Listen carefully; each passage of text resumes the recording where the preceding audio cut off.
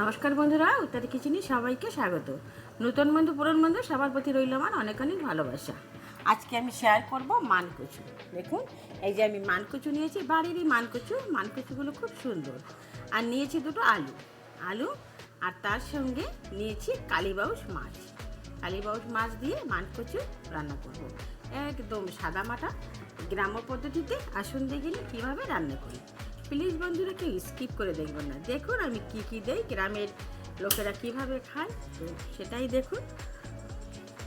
গ্যাসটা জ্বালিয়ে কড়াইটা আমি বসিয়ে দিলাম। একটু জল বসিয়ে দিয়েছি, হালকা গুনগুনা গরম জল। একটু গরম জলে মাছগুলো একটু ধুয়ে নেব। এটা তো আর মাঠের মাছ না, এটা হচ্ছে বাজারের মাছ। তো একটু ভালো করে ধুয়ে নিচ্ছি লেবু রস দিয়ে। সুন্দর করে লেবু রসটা দিয়ে ধুলে ভালো করে এর গন্ধটা চলে যায়। কড়াইটা বেশ গরম হয়ে গেছে। আজকে আমি সাদা তেলে রান্নাটা করব। তো তেল দিয়ে দিলাম আর মাছ কটা একটু মাখিয়ে নিচ্ছি। দিয়ে দিচ্ছি সামান্য হলুদ আর সামান্য একটু লবণ দিয়ে ভালো করে একটু মেখে নিচ্ছি।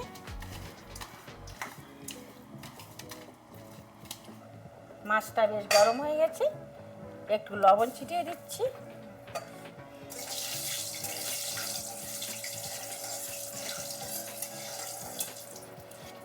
এখন এই মাছগুলো এক এক করে দিয়ে দেব।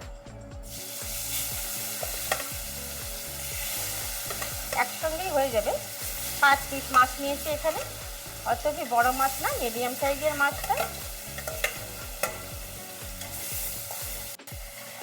আর এই মান কচু আমি চাকু দিয়ে তো হবে না আমার দ্বারা, তো মান কচুটা আমি একটু কেটে নিয়ে আসছি। এই সাইডের গ্যাসে আমি জল বসিয়ে দিয়েছি, গরম জল। এই যে আলু আর কচু কেটে নিয়েছি, এগুলো একটু সিদ্ধ বসিয়ে দিচ্ছি।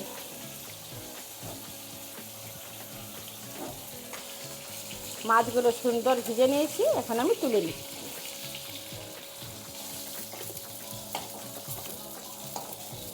কড়াইটা বসিয়ে দিয়ে একটা আমি প্যান বসিয়ে দিয়েছি। এই যে দিয়ে দিচ্ছি 1 চামচ গোটা ধনে আর গোটা জিরে আর 2টো শুকনো লঙ্কা। এগুলো একটু ভেজে নিচ্ছি। একদম সাদামাটা রান্না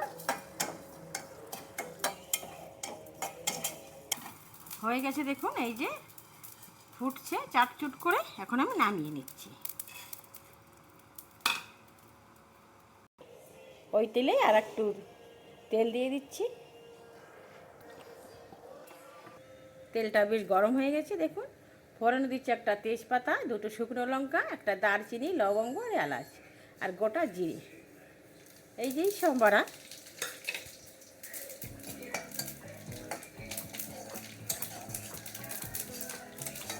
ফোড়নটায় মস্ত সুগন্ধ বেরিয়েছে। দেখুন এখন এই যে আমি সিদ্ধ করে রাখা আলু আর কচু দিয়ে দিচ্ছি।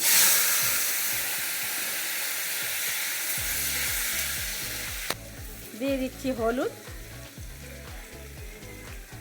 লবণটা এখন দেবো না, লবণটা একটু পরে দেবো। একটু ভেজে নিই সুন্দর করে, এখন একটু ভেজে নেব।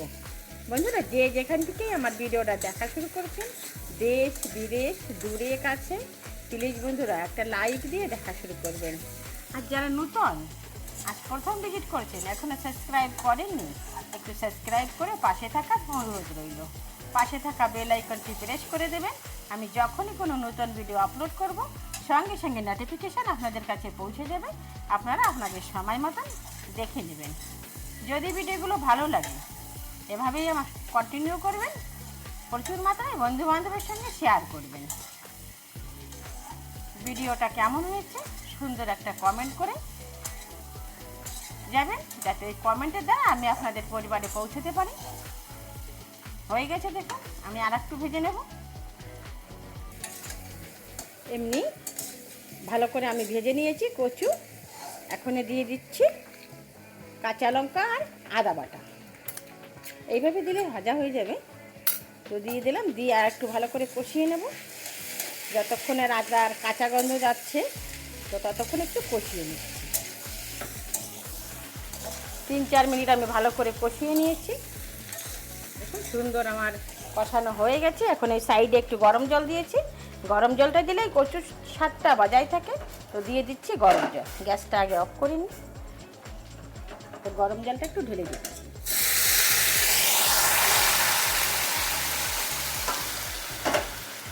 ঝোলটা সুন্দর ফুটে উঠেছে, যা দারুণ গন্ধ বেরিয়েছে না, একদম আরও কচুর গন্ধ। এক থালা ভাত খাওয়া হয়ে যাবে নিমিষে। আমার কাছে ভীষণ পছন্দ। চাপাটা তুলে নিচ্ছি। হয়ে গেছে। এরকমই পাতলা ঝোল থাকবে বন্ধুরা। সুন্দর গলে গেছে কচু, আলু সবই গলে গেছে, দারুণ। এখন আমি নামিয়ে নেব। তার আগে দেখুন দিয়ে দিচ্ছি সেই ভাজা ধনে জিরের গুঁড়ো। দারুণ দারুণ লাগে বন্ধুরা, একদম শরীরের জন্য ভীষণই উপকারী। এইভাবে রান্নাটা একদম কম তেল মশলায়। দিয়ে দিচ্ছি কিছুটা ধনে পাতা দিয়ে দেবো এইভাবে নামিয়ে। বন্ধুরা এভাবে সবাই সবার সঙ্গে থাকবেন। এই যে রান্নাটা কেমন হলো আমার কচু আর কালী বাউশ মাছ দিয়ে মান কচুর ঝোল।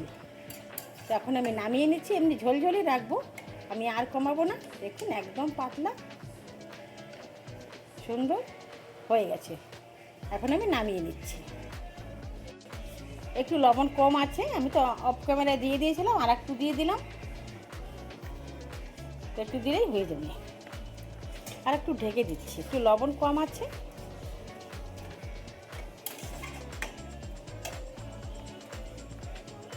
থাক, নামিয়ে নিয়েছি। দেখুন এই যে মান কচুর তরকারি কালী বাউশ মাছ দিয়ে হয়ে গেছে। দেখতে কত সুন্দর এবং লোভনীয় লাগছে। এরকম নিত্য নতুন ভিডিও পাওয়ার জন্য আমার সঙ্গে থাকবেন। এখন আমি আসি, দেখা হবে নতুন কোনো অন্য ভিডিওর সাথে। ততক্ষণে আপনারা ভালো থাকুন, সুস্থ থাকুন।